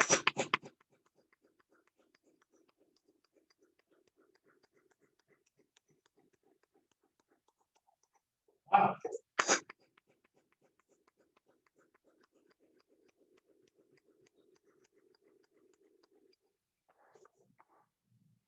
Almost look like a crack.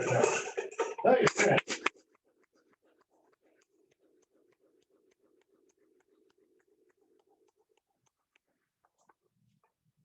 Oh, it looks like a G laminate. Well, we'll find out.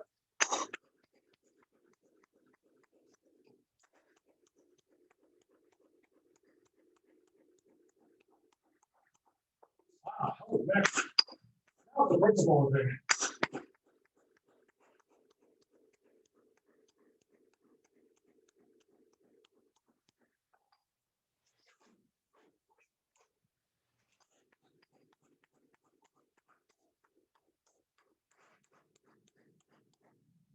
All right, maybe. Maybe. That's the majority of it anyway, the little pointy part, as you can see. A little pointy that would have been right there. Didn't work, but you get the general idea. It's a really little task. It will cut, even if it's 2, 3, 4 inches thick, but if it's 4 inches thick, you could be there for a while doing it. You can also cheat and use a saw or a grinder. Saw or grinder. That's that. Power tools.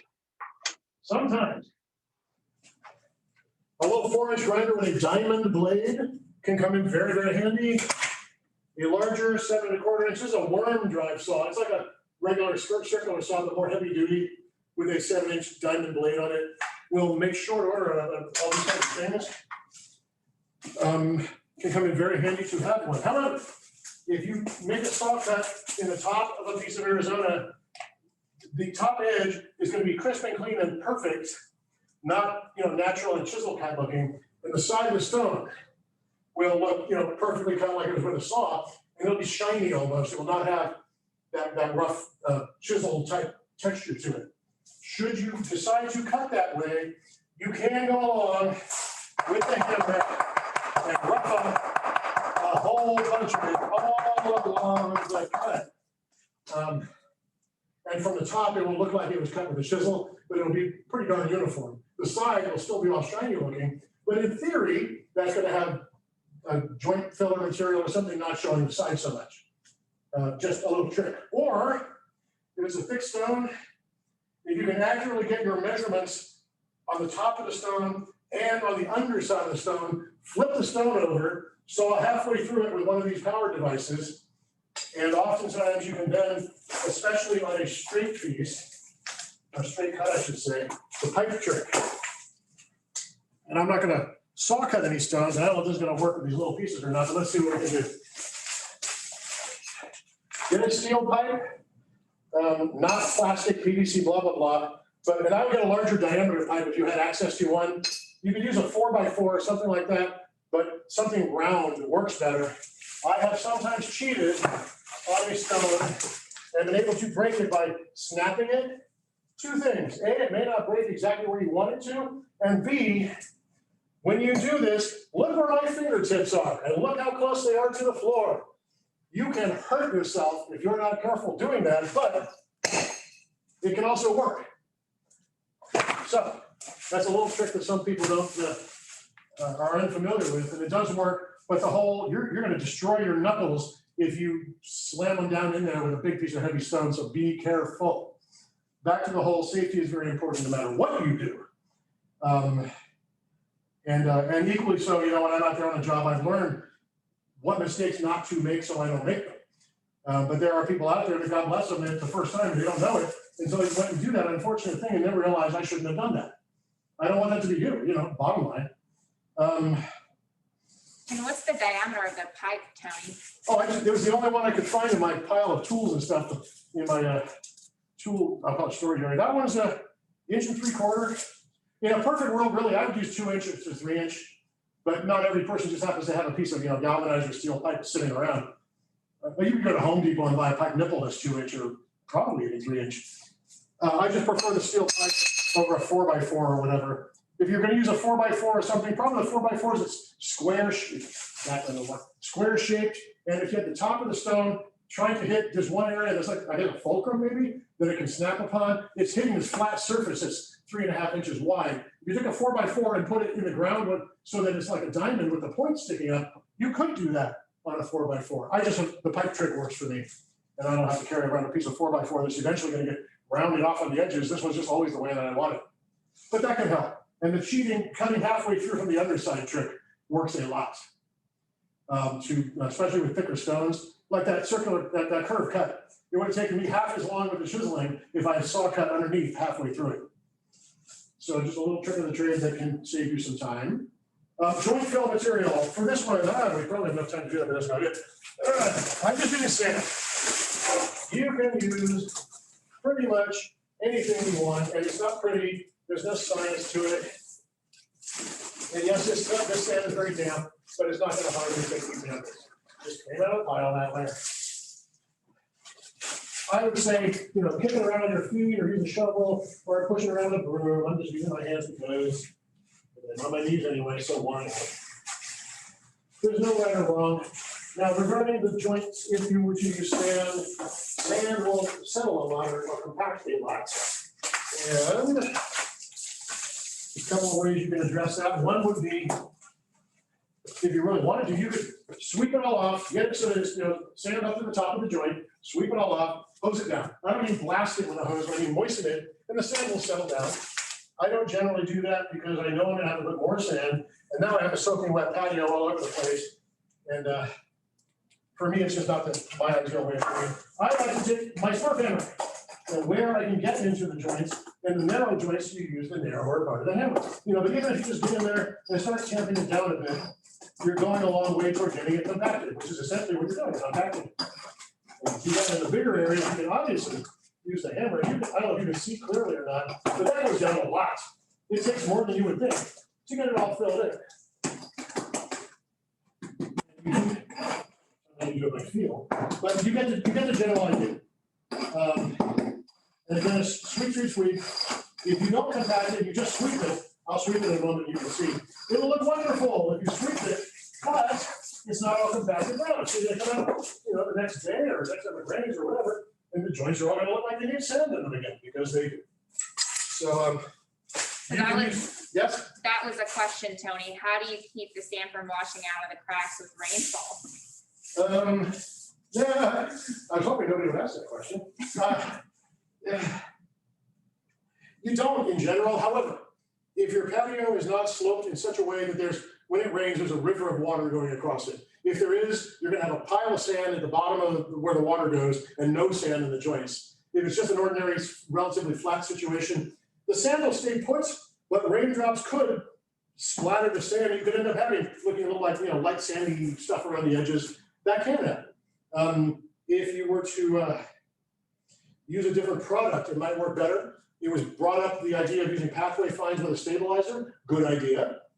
The Gator Dust or another polymer sand type product that will solidify once you moisten it upon installation will also be a good idea. The raindrops won't hit it and cause it to splash up with bits of sand. It just stays put. Yeah, I'm only doing sand right now because for purposes of simplicity, that was the easiest thing to do. And years ago, it just seemed like professionals and homeowners alike, sand was what was used in the joints. And people got more adventurous, I think, over the decades and decades I've been doing this. You could use gravel. You could use crushed glass. I saw somebody that used bottle tops, which I didn't like the look of it. And I had concerns on many different levels, but it was creative. I'll give them that. I saw one time that had a ground up cork as a joint filler. And I think when you first put it in, wow, that would look very interesting. But the first time the rain comes along, the first time the strong breeze comes along, the first time the gardener comes by with the blower or whatever else, good luck with that cork. But it was creative to look at. But you can be creative with what kind of a joint material you would use. Or put it all on soil like we discussed earlier, put bigger joints and plant plants. And rainwater and whatnot should not be a concern then. I mean, unless the plants don't do well and there's a lot of open soil. But the presumption is that the plants are going to fill in.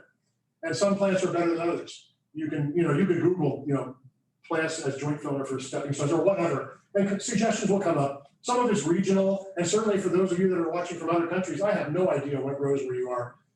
California asked me, but everywhere else, it can be a different plant palette you select from. You all have my website. If any of you have questions, I'm not finishing up, but I'm just saying if you have questions, email me. If I can give you a simple answer, I will.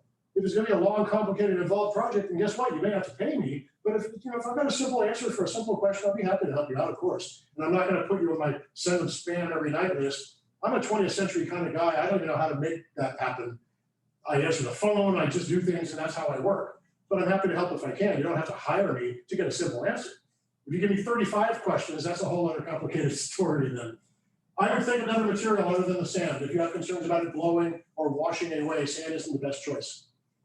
There's a product that you can spray on this. There are products you could spray on the sand that kind of bond it together, not glue, but they kind of bond it together.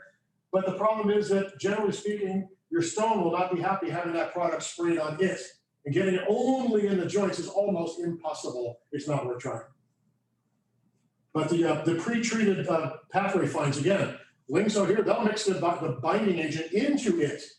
You bring the material out, you put it in the joints, you tamp it down as best you can. I mean, you tamp it down regardless of what material, what item you're using to tamp it with. Get it all swept clean, and you lightly mist it. You just keep wetting until it gets soaking wet and the water soaks in, and you're done. So it's super easy. But you do need to make sure you sweep it all off of the stones first, because the bonding agent, when you wet it, otherwise you just got it on the stone, and cleaning that off of there may not exactly be the funnest thing to try to do. And all of that is starting with the design. Those who are concerned about sand blowing or washing in the beginning stages, whether you have a designer or you're doing it, you got to think about these things that could become a problem, and how do we avoid them? And do we have choices on how we avoid them? Are they all going to be ugly, or do some of them look good? Crushed glass is really cool. It's not as cheap as gravel and sand and whatever, but it's really awesome if you were to explore using that. And there are sources for that material out there. That's not a whole different workshop. But the method of installation, if you're going to use gravel or crushed glass, for example, in between the stones, ideally, I would want to take a good quality weed block fabric. Lyngso sells one that I use all the time. And you're cutting strips of it narrow enough to get them down into the joints. And you take a stick or a screwdriver or your hammer or whatever that will fit in the joint, and you work that down in there so that it's on top of the layer of sand. Then you put your joint filler material, and that will go a long way towards keeping the joint filler material from migrating down into the sand over time. Nothing's perfect. It's not going to be a perfect solution, but that will buy you time and give you less headache down the road and require less supplemental glass later on. And I'm not trying to sell you on glass. It's just really cool material. And you can get colors. And in fact, I have a job I'm doing right now a few miles south of here that I have glass boulders that we got from this glass place that makes landscape glass and fire glass and stuff like that. And their process of making the glass, they're almost like rejects that occasionally come out of the crushing machine. And they're the size of, a basketball or two basketballs or whatever, boulders. And we're using these on my job. We're going to light them up with LED lights in the ground underneath. It's going to be so cool. Sorry, I love my job. I don't know if I told you that or not, but boy, oh boy, do I love what I do. They say working in the yard can be therapeutic and relaxing, and I say as long as you don't do it for a living. But there's something very rewarding about it, and I love what I do, and I hope that my finished products show that to you. And I understand you're spending your hard-earned money doing your yard. Whether you pay it to me or to somebody else, doesn't matter. But you're spending, you're making a big investment, and really, I'd like to see you do it right. I'd love to hear your success stories down the road, even if we have nothing to do with each other, except, I help you to get started on your path and cause you to think of some good questions to ask whoever you may work with or whoever you may buy your materials from. But I'd love to see photos or just, tell me it turned out great, thank you, or whatever. You don't even have to thank me. I just would be happy to know that that you benefited from this. My dad taught me that if it's not a win-win, somebody's losing. Simple as that. And I want you all to win with what you're doing. You can do this. None of this is rocket science, but I want you to do this and not hurt yourselves, really, bottom line. I've managed all these years to not hurt myself, and I plan to continue that very practice because it seems to be a very wise decision on my part. And she who loves and adores me also would approve that I'm taking very good care of myself. So you do the same thing. Ken, how much time do we have? We have exactly 3 minutes, Tony. 3 minutes. And, yeah, 3 minutes. Okay, last call, everybody. Otherwise, I have to tell you a joke just because, and then we can wrap up. But this is a simple one. All right. I have a very educational one that a lot of people don't get. We won't do that one this time. How about two olives are sitting at the bar and they are getting rip-roaring drunk, drinking and drinking and drinking and drinking. And all of a sudden, one of the olives falls off his bar stool and lands on the floor on his back. And the olive up in the stool goes, "Oh my God, are you okay?" And the olive on the floor says, "Yeah, I'll live." Waka, waka, waka. That's all, folks. Well, thank you, everybody. Hope you found this class very fun and informative. I did. So did I. Thanks, Tony, for being here. And I know we covered the whole 2 hours pretty much, but this class is being recorded and will be available on our website. You can watch later. And if you have any questions, just send me an email and I'll forward that along to Tony and Tony can address it then. And you've got Tony's website via chat, redwoodlandscapeinc.com. And you've got our website, lyngsogarden.com. So hopefully you found this talk very informative. And thank you for being here.